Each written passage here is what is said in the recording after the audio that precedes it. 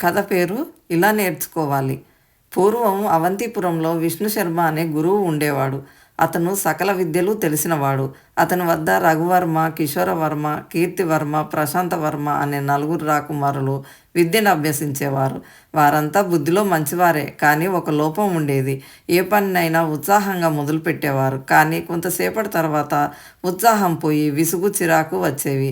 ఆ పని పూర్తి చేయకుండానే ఇంకో పనిని మొదలుపెట్టేవారు. దీన్ని గమనించిన విష్ణు శర్మ వారిలో మార్పు తేవాలనుకున్నాడు. ఒకరోజు రాకుమారులను పిలిచి, మన ఆశ్రమంలో ఒకే మంచినీళ్ళ బావి ఉంది. వచ్చేది ఎండాకాలం, అందుకే మరొక బావిని ఇప్పటి నుంచే తవ్వి ఉంచుకుంటే మంచిది. ఆశ్రమానికి ఉత్తర దిక్కున తవ్వితే ఫలితం ఉంటుందని నాకు అనిపిస్తుంది.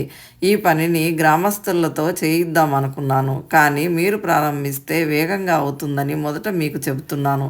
మీరు తవ్వుతూ ఉండండి, నేను గ్రామస్తులను తీసుకువస్తాను అని చెప్పి వెళ్ళిపోయాడు విష్ణు శర్మ.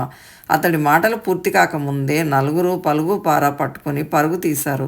ఒకరు పలుగుతో తవ్వుతుంటే ఇంకొకరు పారతో మట్టిని తట్టలోకి ఎత్తారు. మిగతా ఇద్దరు ఆ మట్టిని దూరంగా పోయసాగారు.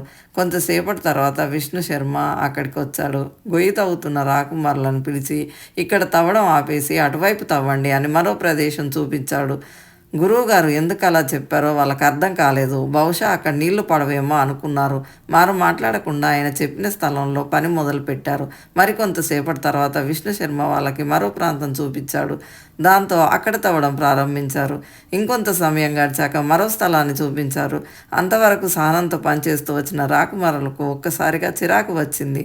అలా అక్కడింత ఇక్కడింత తవ్వుతుంటే బావి ఎప్పటికి పూర్తవుతుంది అని ప్రశ్నించారు.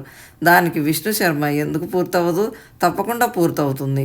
మీరు అది కొంత ఇది కొంత చదువుతూ మీ చదువుని ఎలా పూర్తి చేస్తారో అలాగే ఈ బావి పూర్తవుతుంది అన్నాడు. ఆ మాటలకు వాళ్ళకి అసలు విషయం అర్థమై సిగ్గుతో తలదించుకున్నారు. ఆ తర్వాత నుంచి ఏ పనిని అసంపూర్తిగా వదిలిపెట్టలేదు. కథ సమాప్తం.